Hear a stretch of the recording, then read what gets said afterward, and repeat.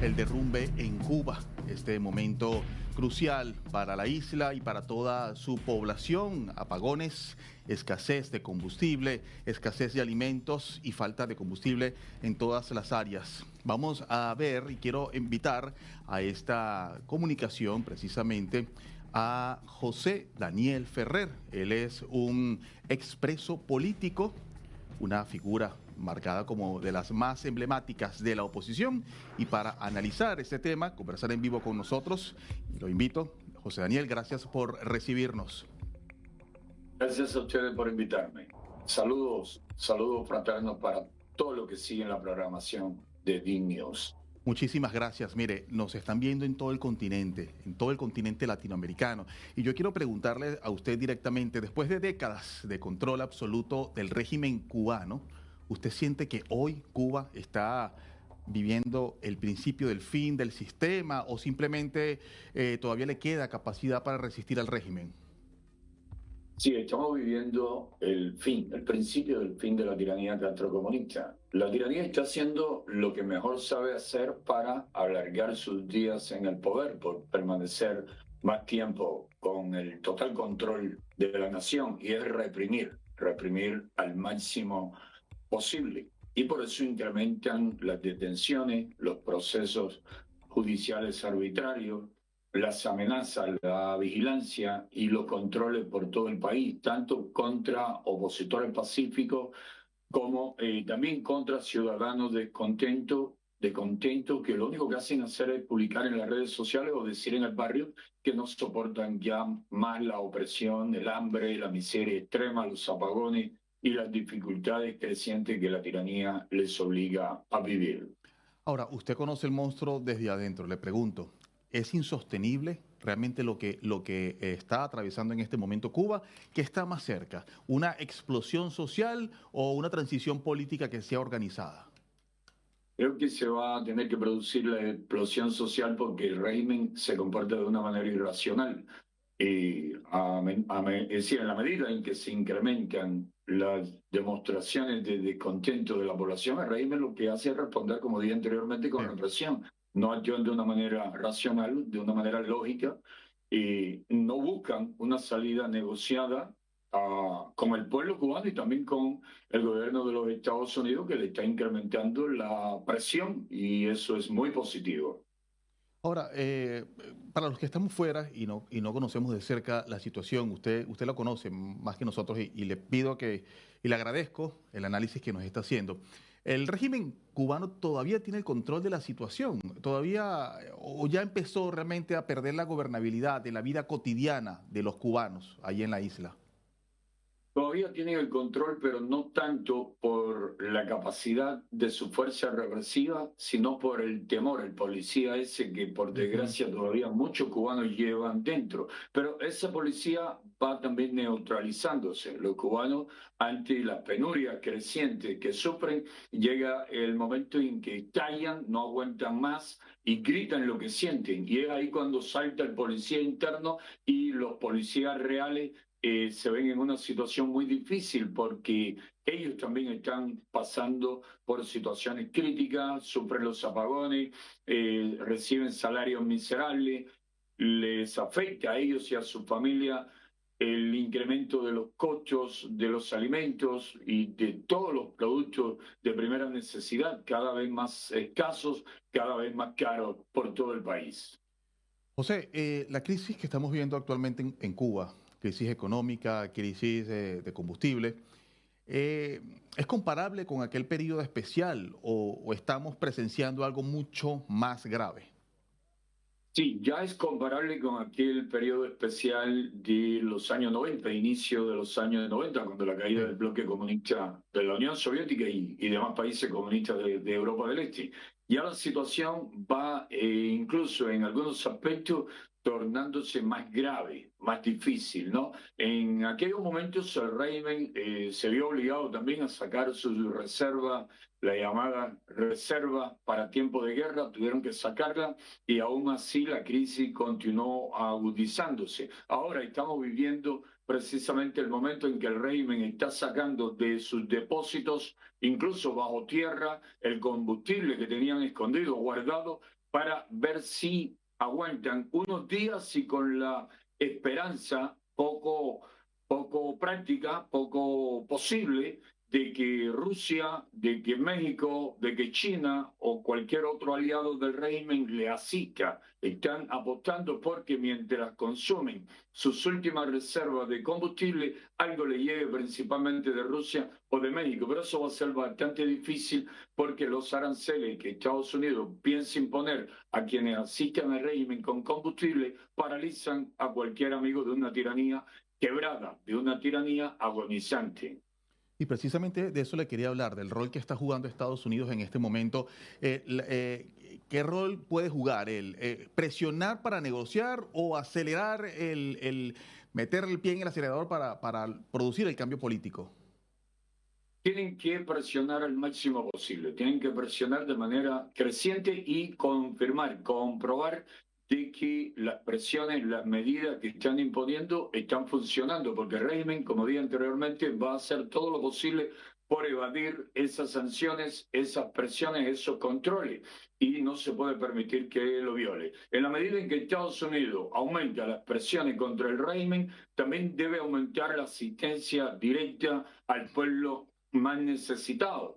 Si bien es cierto que estas medidas de presión son vitales para la democratización de Cuba, también es necesario, por razones humanitarias, acompañar al pueblo más necesitado, más sufrido, que es la víctima principal del régimen Castro comunista. Hay que apretar al máximo y si no negocian, pues hay que llevar la situación a un punto en que todos los factores obliguen a los del régimen a alargarse de una vez y por todas. Y cuando digo todos los factores, empecemos por el pueblo cubano que no le quiere, que quiere salir de esa férrea y criminal tiranía. Y también los Estados Unidos que están jugando un rol muy importante en esta hora crítica y difícil para el pueblo cubano. José, usted es líder de la oposición cubana, usted es uno de los pilares de la oposición de ese país. Le pregunto, ¿existe hoy una oposición articulada dentro de la isla que sea capaz de liderar una posible transición de producirse en los próximos días? Sí, estamos totalmente seguros y no exageramos en lo más mínimo cuando afirmamos que el liderazgo de la oposición, tanto el que está dentro de Cuba, el que está dentro de las prisiones en Cuba, como los que estamos en el exilio, estamos en condiciones, tenemos los planes, tenemos los recursos necesarios para sacar a Cuba adelante, para liderar cualquier proceso de transición y de reconstrucción urgente de nuestra patria, de nuestra nación.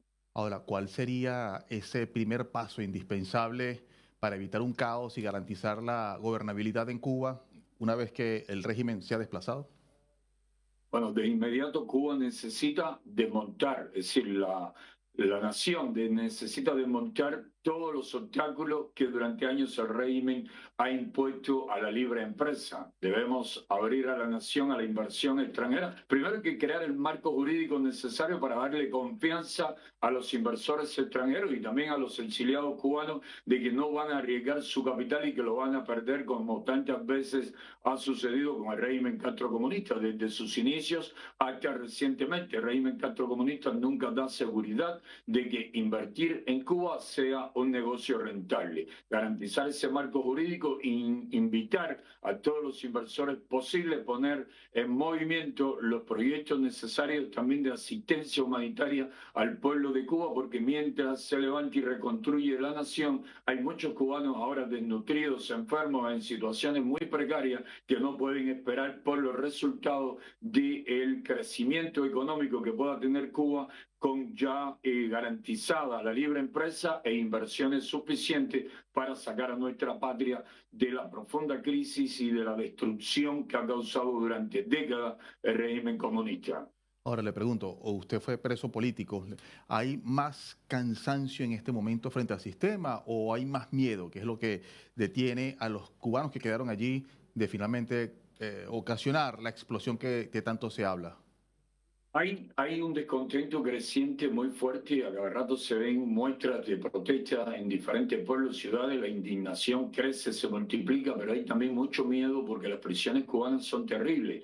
el hambre extrema, la cantidad de presos desnutridos en las cárceles de Reina. Si ahora mismo D-News o cualquier medio pudiese filmar dentro de las prisiones de Cuba, vería tantos presos con cuerpos muy similares a los de los presos de los campos de concentración nazi a finales de la década o a principios de la década y mediados de la década del 40, 41, 2, 3, 4, hasta el 45.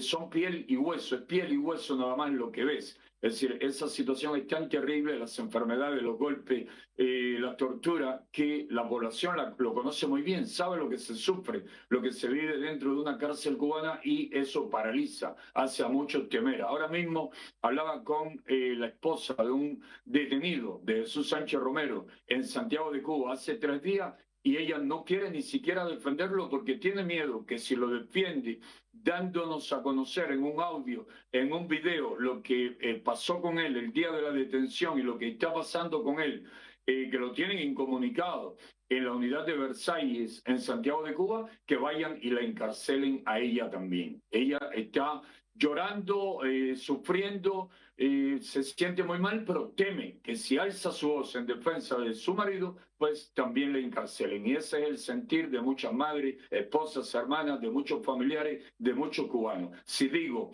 si hablo, si opino, si critico, si exijo que se respeten mis derechos, voy a una prisión que no tiene mucho de diferencia de un campo de concentración nazi en 1944.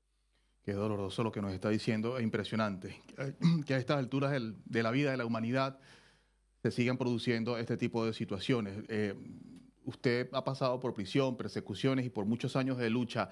Ahora, ¿logra determinar dentro del propio aparato del poder cubano, se ven fracturas, se ven señales de que hay sectores que ya entiendan que el modelo llegó a su límite y que ya no hay futuro para este modelo castrocomunista?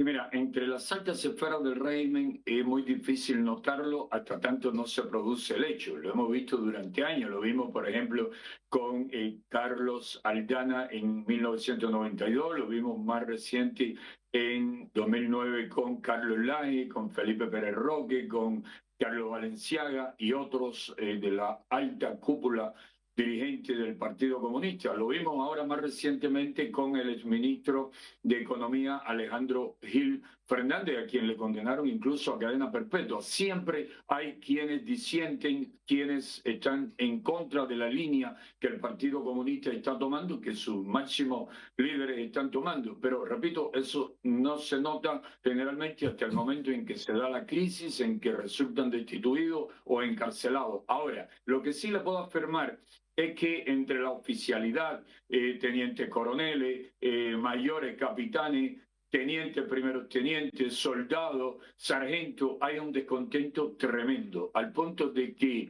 algunos que conozco y otros que no conozco me escriben a menudo a través de WhatsApp principalmente, explicándome la difícil situación porque atraviesan, que han perdido primero la fe en el régimen, que no creen absolutamente nada que diga la dirigencia del régimen, y que han pedido la baja del MINI y también de la FARC y que se la niegan, que la respuesta es que están muy escasos de personal, que por ejemplo en el Ministerio del Interior siente el régimen que no está ni siquiera al 60% de la fuerza que necesitan para controlar cualquier protesta masiva que pueda ocurrir en la isla al estilo 11 de julio de 2021.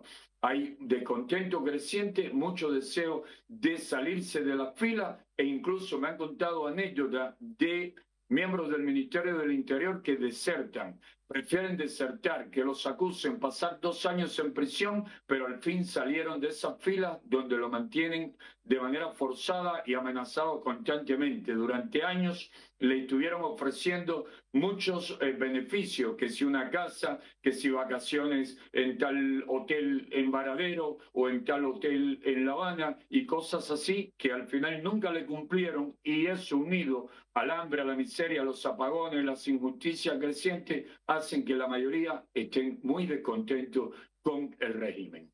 José Daniel, cuando usted mira a los jóvenes cubanos que solamente han conocido pues crisis y migración, ¿Usted cree ciertamente que ellos podrán vivir en libertad prontamente o cree que falta mucho para que estos muchachos conozcan lo que es vivir en libertad?